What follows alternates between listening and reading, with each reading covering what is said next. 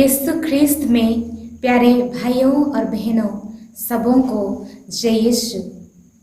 जैसे हम उपवास काल में गुजर रहे हैं और अपने आप को प्रभु यीशु ख्रिस्त के दुख भोग, क्रूस मरण और पुनरुत्थान में सौभागी होने के लिए तैयारियां कर रहे हैं, आइए हम कैथोलिक कलीसिया के 7 संस्कारों में से पाप स्वीकार संस्कार के बारे में विशेष रूप से मनन चिंतन करें।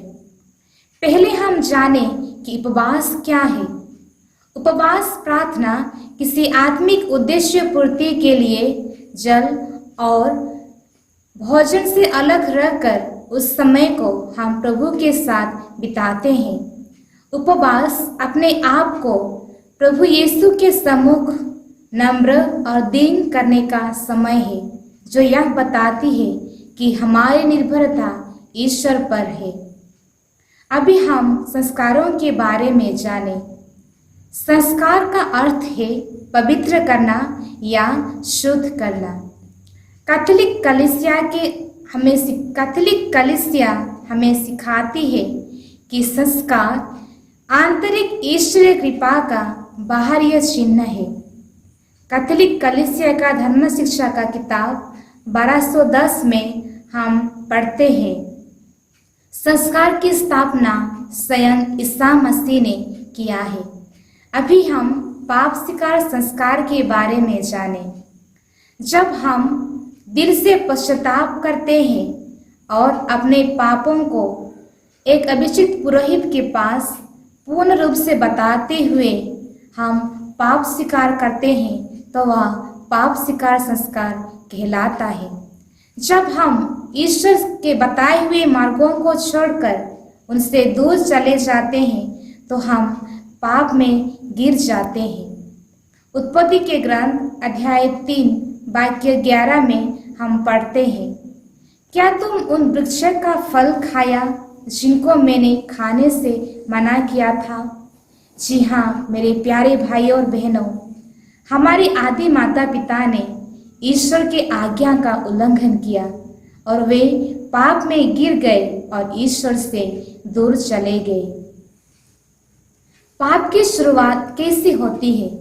पाप की शुरुआत व्यक्ति जब स्वार्थ से परिपूर्ण होकर स्वार्थ भरा कार्य करने लग जाता है, तो पाप की शुरुआत होती है। जब हम पाप करते हैं तो हमारा रिश्ता ईश्वर के साथ, स्वयं के साथ और अपने पड़ोसियों के साथ टूट जाता है। जब हम पाप करते हैं तो हम ईश्वर के विरुद्ध, स्वयं के विरुद्ध और अपने पड़ोसियों के विरुद्ध भी पाप करते हैं। पाप स्वीकार करने के लिए हमें एक अभिषिक्त पुरोहित के पास जाना है, क्योंकि स्वयं प्रभु ईसा मसीह ने पापों की क्षमा करने का अधिकार अपने शिष्यों को दी थी।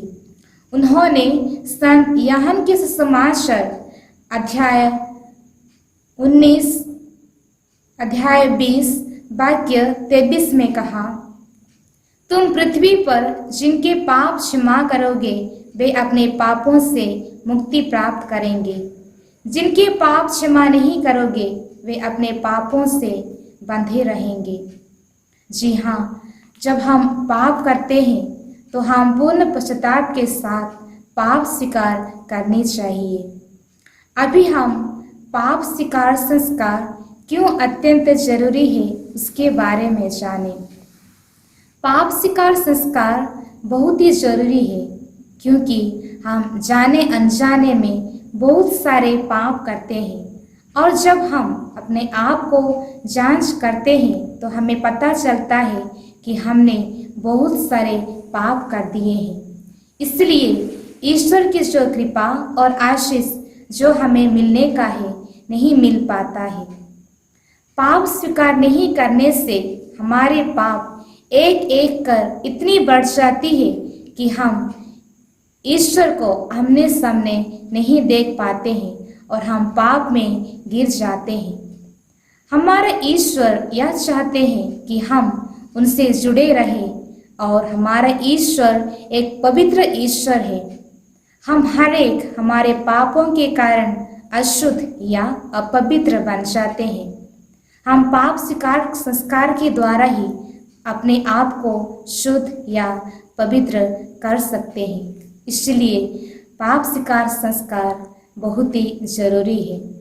अभी हम जानें कि पाप स्वीकार संस्कार प्राप्त करने से हमें क्या लाभ मिलता है। पाप स्वीकार संस्कार प्राप्त करने से हमें असंख्य लाभ मिलता है।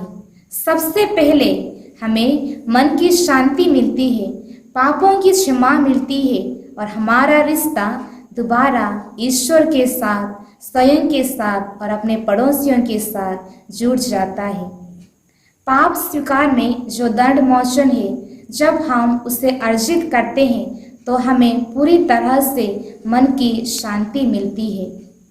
पाप स्वीकार करने से न केवल आंतरिक चंगाई मिलता है बल्कि शारीरिक चंगाई भी मिलता है। इसलिए प्रभु ईसा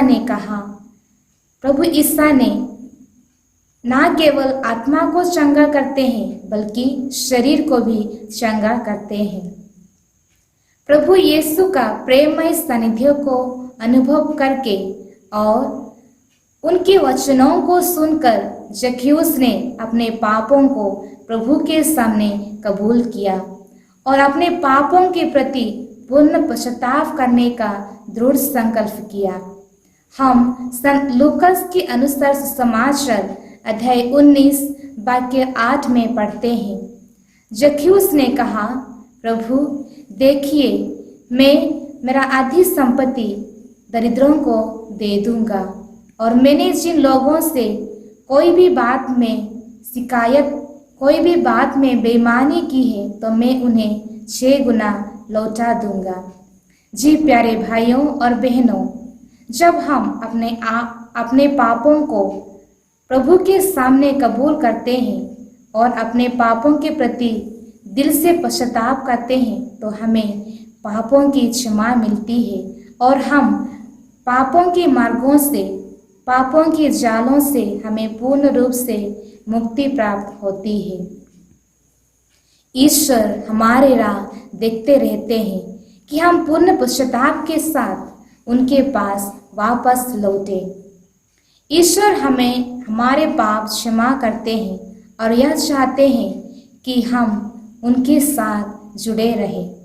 संत मत्ती के अनुसार सुसमाचार अध्याय 5 वाक्य 23 और 24 में हम इस प्रकार पढ़ते हैं, जब तुम वेदी पर अपनी भेंट चढ़ा रहे हो और तुम्हें वहां याद आए कि मेरे भाई को मुझसे कोई शिकायत है, तो अपनी भेंट वहीं वेदी के सामने छोड़कर पहले अपने भाई से मेल करने जाओ और तब आकर अपनी भेंट चढ़ाओ।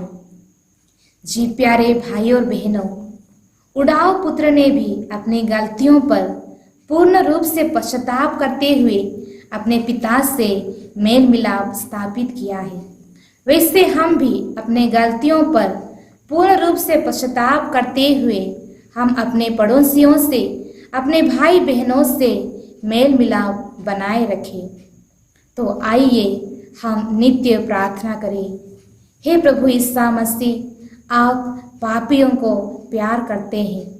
आपने हिजकिय्याह के ग्रंथ में कहा, मैंने आप लोगों को एक नया हृदय दूंगा, तुम में एक नया आत्मा रख दूंगा, तुम्हारा शरीर से मैं पत्थर का हृदय निकालकर तुम्हें रक्त मांस का हृदय प्रदान करूंगा। प्रभु जी, हमें पूर्ण पश्चाताप करने के लिए आपका रक्त मांस का हृदय प्रदान कर, ताकि हम पापों के मार्ग में, पापों के जालों में ना फंसते हुए हम दिनों दिन भलाई करते जाए और आपकी दुख भोग, क्रूस मरण और पुनरुत्थान में अच्छी तरह से भाग लेते हुए आप में जुड़े बने रहे। आमीन।